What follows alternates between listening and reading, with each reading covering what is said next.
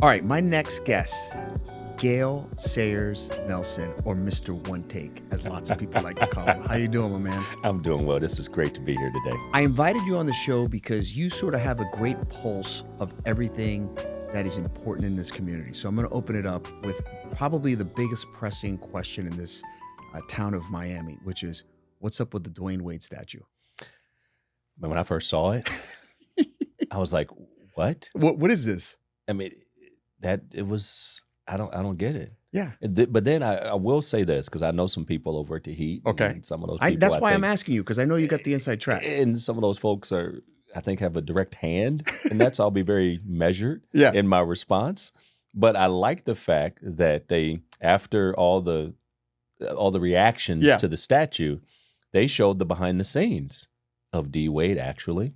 Signed off on it, right? So then I'm like, okay. Yeah. And the people that I know over there, that's all about them. They're like, okay, just so you know. Yeah, right. The man signed off on it. When he signs off on it, game over. Yeah, and he had a good sense of humor about it, which was He great. really like, who's that guy, Yeah. right? It was awesome. So that's all I'm saying on that. No Good further comments. Good stuff. So not only are you the king of Miami, but your journey started in Toledo, Ohio. How'd you get down to Miami? Well, it's interesting. I was born in Lincoln, Nebraska. Okay. Dad was a military police, Air Force, and he named me, well, my mom named me Curtis Anthony. Then my dad gets there, and he's like, no, that's the next Heisman. That's a Super Bowl champion. Gale Sayers Nelson was born. That is a cool name. Bryan Memorial Hospital, Lincoln, Nebraska. Hospital's still there. Wow. But then my parents split, divorced when I was 2 years old. And so my journey in terms of my childhood and everything else, adolescence, even my undergraduate degree, Toledo, Ohio. So those Midwestern values drives me today in business and in everything that I do. For sure. How did you end up in Miami? And so now the gale force winds of Hurricane Andrew brought Gale Sayers Nelson to Miami because my dad was in California. Yeah. Of course, I grew up in Ohio, as I mentioned, and I wanted to meet him. And so I flew out to California, met my dad at San Francisco International Airport, and Hurricane Andrew hit August 92. Wow. So as I think about just rebuilding, Yeah. reconciliation, and relationships, which all applies to business. Yeah. I met my dad to just meet him. I wanted the relationship. Yeah. Reconcile. That sounds Sure. kind of weird, but as a 2-year-old baby, hi, Dad, I'm your son.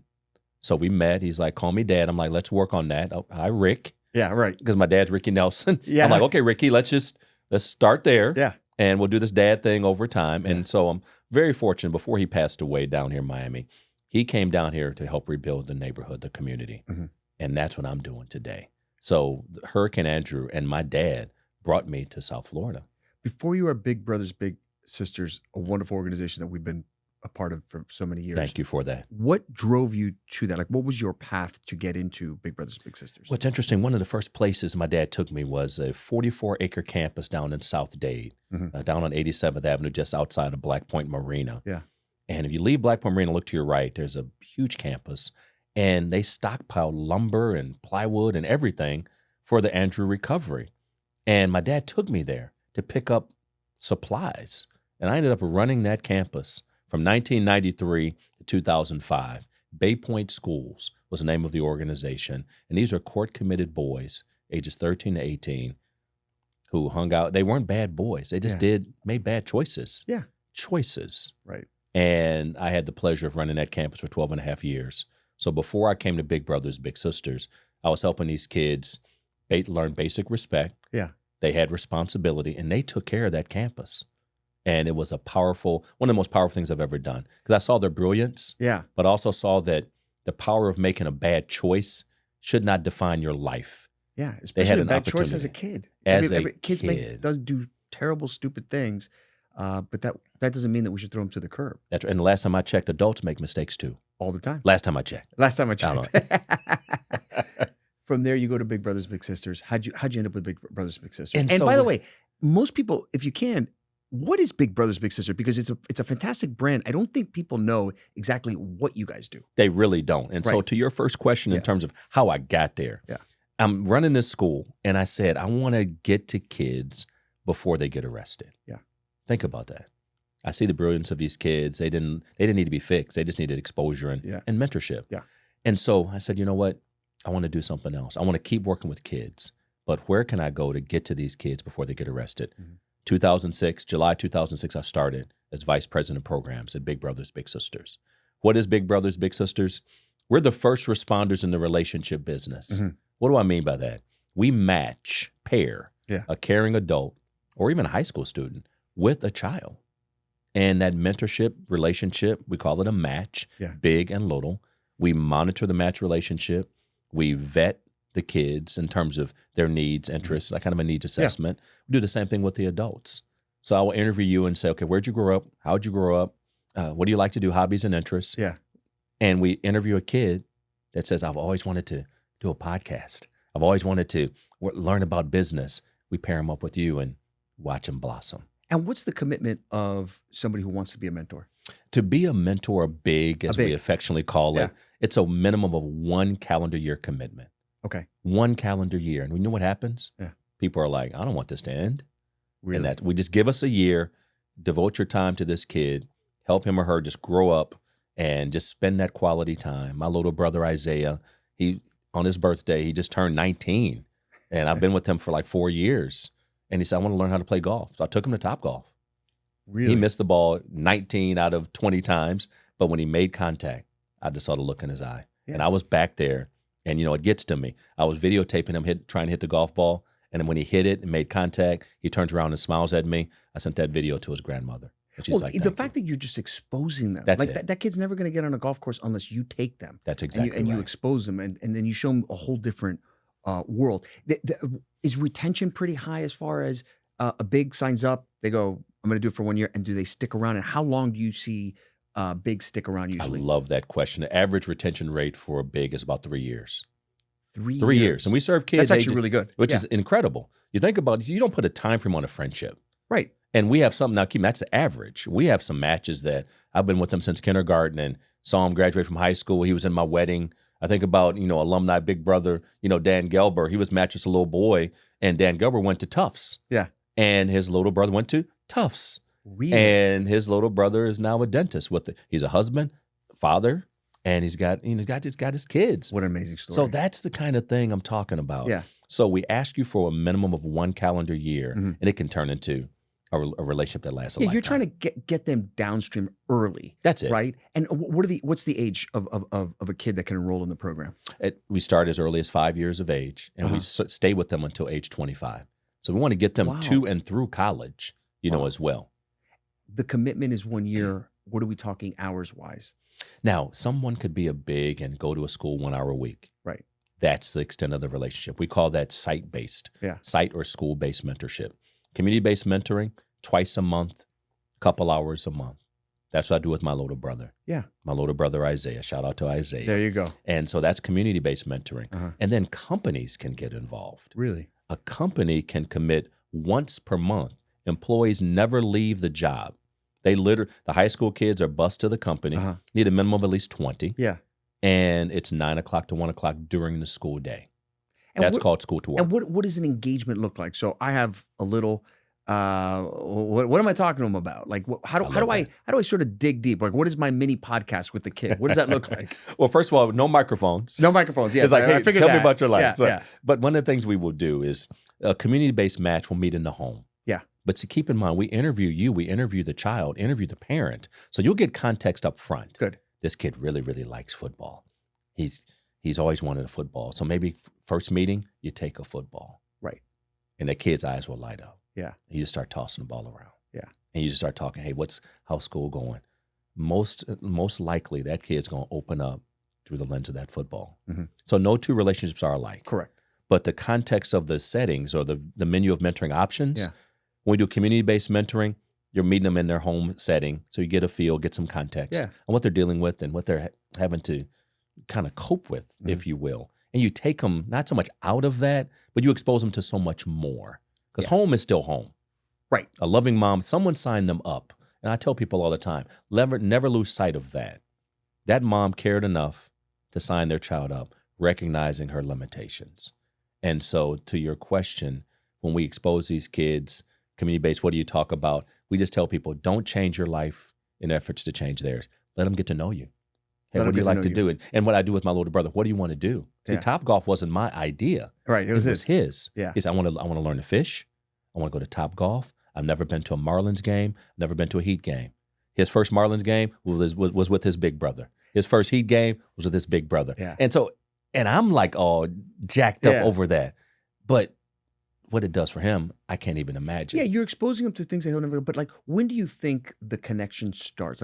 Like you start to probe and ask questions. Yes. Like what does that next step look like? Where you get to the good part, right? Yeah, I mean, on because these are average. kids that single family homes. I'm Yes, sure. Yes. Come from who knows what kind of home life, and they need help and guidance.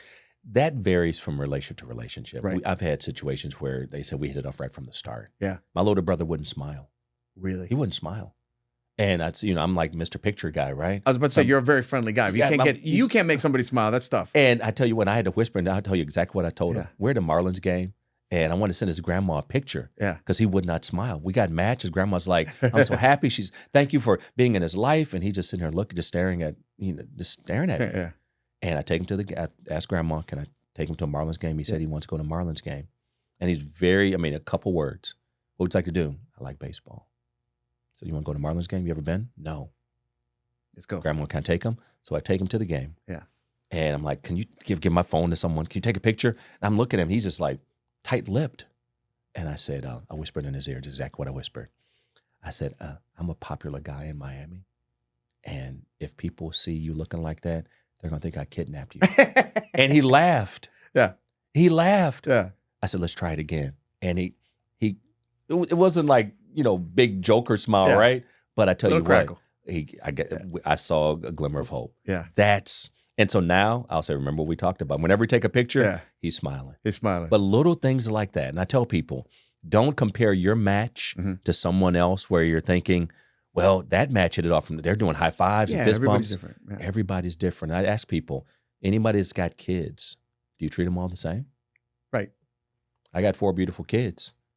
My daughter, who's got the best jump shot in the house, makes my boys mad. But my point is, you have those individual relationships. So it just takes time. It takes time. But I tell people, when you start to become a big, recognize the context of where these kids are coming from. What kind of impact, like data-wise, that you've made on this community? What does it look like? Last year, I'll give you some examples. When you think about just the cost, Yeah. let's look at it from an investment standpoint first. Yeah. There's so many feel-good stories I can share. Yeah. But from a business standpoint, the bottom line, to incarcerate a child in the state of Florida, you're talking $75,000 to $80,000 per child on an annual basis. To mentor a child, the annual cost is between $1,500 and $2,000. Wow. Let that simmer for a minute. Yeah, I mean that's the a return no-brainer. is fantastic. It's a no-brainer. That's a no. So that's the investment. Now you think about little sisters like Chantel, who was matched with her big sister Amy, who's now a registered nurse. But where does Amy work? She works at Baptist Health. She was exposed. She was exposed, right? So exposed to a world that she wasn't even on her radar. That's it. I think about little brother Darren. Lost his dad, unfortunately, when he was a little boy. His mom signs him up. Well, little brother Darren liked football. Yeah. Little brother Darren was all day at Miami Norland. Little brother Darren went on to University of Miami, played for a coach first named Jimmy. Wow. Won 2 national championships. Little brother Darren went on to play for Jimmy, coach Jimmy Johnson with the Dallas Cowboys. 2 national championships, 2 Super Bowl championships. Wow. Little brother Darren Smith. And by the way, wow, bachelor's degree, master's degree, he's a husband and father. And I got him on speed dial. That's the kind of impact. Yeah. Again, with a name like Gale Sayers, I cannot promise that every little is going to have a Super Bowl trophy like Darren, but I can guarantee you they're going to be successful in the game of life. What are some of your bottlenecks right now? What in the organization? Because I know that you're always trying to scale, and we go to all your events, and they're amazing. What are some of those bottlenecks? One of the biggest bottlenecks is people need to understand that everything we provide to the families is free. It's a free service. Okay. There's no memberships. Right. That mom that calls us, Darren's mom called us, we responded. Yeah. Chantel's parent called us, we responded. And so one of the biggest bottlenecks is actually fundraising. The cost of just running the business, because we don't exist without our special events, individual giving, private grants, and all of that. But also we think about fundraising, always trying to make sure that we can serve more kids. Mm-hmm. In order to serve more kids, we need more donors. Not only that, in order to serve more kids, we need more bigs. The biggest bottleneck is women volunteer at a rate of 3 to 1 compared to men. So we need more male bigs to sign up. Why do you think that waiting list. Why is the gap? Men and commitment. How about that? So let me ask you. Let me turn that right back on you. Men You're talking to a guy that got married at age 41. So there you go. What took you so long? Exactly. That's it. And so guys think, I really and truly, to all the guys out there, one of the things I share with them, I'll say, have you ever thought about being a big? He said, I don't know. That's a lot. I said, it's not adoption. The kid goes home. Yeah, right. And you can start off by seeing a kid in a school. That's where I started. Yeah, right. It was once a week in a school, and I will never forget. I called my wife after meeting my little brother and my first little brother, Richard. Yeah. And I called him Little Richard. Yeah. So I went to see little Richard at his elementary school in Miami Gardens, and I was so excited because he was excited. Yeah. They put me in a library. They said, your big brother's here. Send Richard to the library.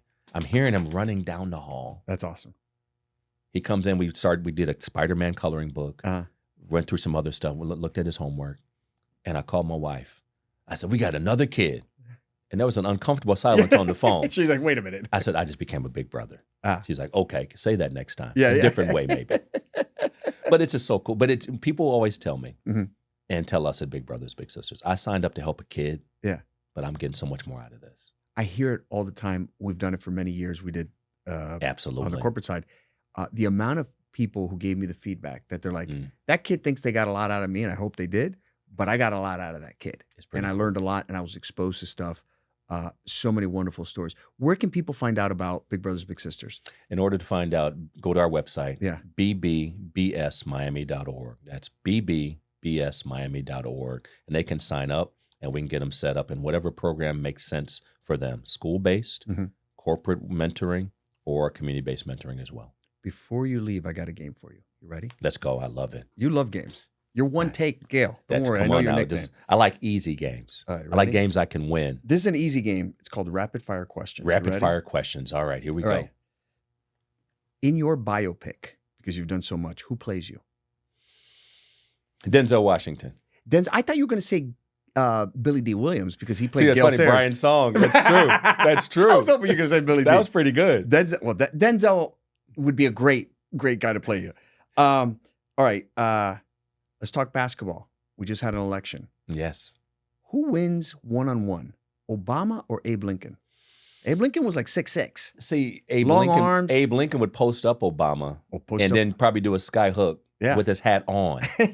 Smooth. And Obama would then kind of just step behind the three-point arc. Yeah, he's more of an outside guy. He's more of the outside shot, smooth shot. So when you think about the three-pointers versus the sky hook, it takes longer. He's going to beat him on the threes. He's going to beat him on the threes? Obama? Okay. Obama by 3. Because it's going to be a time, because you only can, time-limited game. Okay, you're an Ohio guy. Yes. Will the Browns ever win a Super Bowl in our lifetime? No. I'll end it with that. Because I'm starting to think the Dolphins are the same way right now. Yeah. It's pretty painful. And your Cowboys. Yeah, I mean, they're all in the same category. Yeah, it's a disaster. And my kids are telling me like, okay, Dad, you're a big Cowboys fan, and we've never seen you happy at the end of the season. I was like, okay, go to your room. Go to your room. Get out of here. It's been since '93. I haven't been happy. That's exactly right. You could own one exotic pet. What would it be? Exotic pet. Oh my goodness, man, that's a tough one. An exotic pet. What do you think? Like a cheetah? I'm big on that. Cheetah's kind of cool. Cheetah's kind of cool. That cheetah's really cool. You know what I like about it? I'm a Black Panther. There you go. Because I mean, just subtle. It was like, don't mess with me, or a cougar. Either one. Don't mess with me. Because it's just I want people to know he's there. So when I go and do a pitch for Big Brothers Big Sisters, I hope you respond well. I hope you respond favorably. There goes the Black Panther. Because if not, then you're going to meet my little friend. All right. What's one white guy song you like? You know what I'm talking about. Well, like all my black friends have like one white guy song, like AC/DC, Simon and Garfunkel. Let me tell you. You got a lot. I went to school. I went to high school, Bowser High School in Toledo, Ohio. Okay. And so my go-to jam with all my white friends was Def Leppard Photograph. It's a great song. It's a great song. It's a great song. That or Tom Sawyer by Rush. Oh my God. Tom Sawyer. You can't get a more white song than that. That's what I'm talking about. But I mean, you think about it, but it's got some soul to it. Both of them. You're actually right. They both, if you really think about it, I can dance to Photograph and Tom Sawyer. Because it's got both of those. So there you go. There you go. All right, I gave you 2 with buy one, get one free. One last one. How many points do you think you could score in a game versus a JV basketball team? Today? Today, Right right now. now. I suit you up. You suit me up. Couple of your little brothers are on the team. Me and JV some basketball. little brothers. The JV basketball team. Yeah. I'm dropping 40. You're dropping 40? I'm dropping 40. What You're you talking like this is a regular, I mean, Yeah, 14, 15-year-old guys, yeah. All right. Oh, yeah, I'm dropping 40. You Because they're think- not playing defense. They're not playing defense. You can post them up. I'm posting their butts up every time. Just keep feeding me. I will have the little brothers feed me the ball. And then, because you know what? Post up like Karl Malone style. Like No doubt. I'm backing them down. Like I'm Barkley. going to back them Big down butt. just like that. You know, with MJ, it's Yeah. like I'm doing back and butt. Yeah. Then I'm going to do a little Hakeem Olajuwon. You know, Yes, just the I'm dream dropping shake. 40 on them. You're dropping 40. Yeah, no doubt. Just post that on social media. I'm going to post that. All right, I'm my telling man. them. Thank you so much for coming on the show. We had a blast. Excellent. And you did it in one take. One take. Thanks, man.